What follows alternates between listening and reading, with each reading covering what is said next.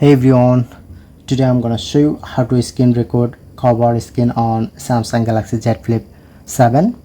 So you just easily your screen record from here. Just swipe up to down, then open your control center. Then showing here screen record option. Just easily press on to screen record. But there are some device has missing this option. So at first you need to add this.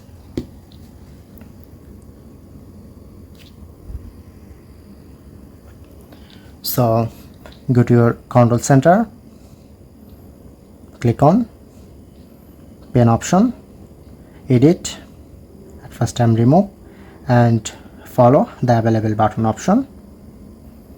Find here screen recorder option. Now it's set, press on done.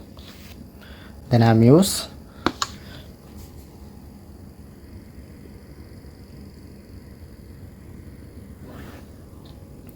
so I'm easily screen record from here.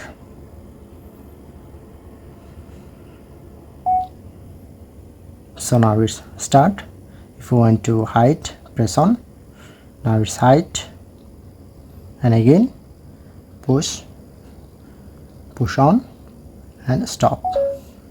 Now it's saved in my gallery. Now I'm checking.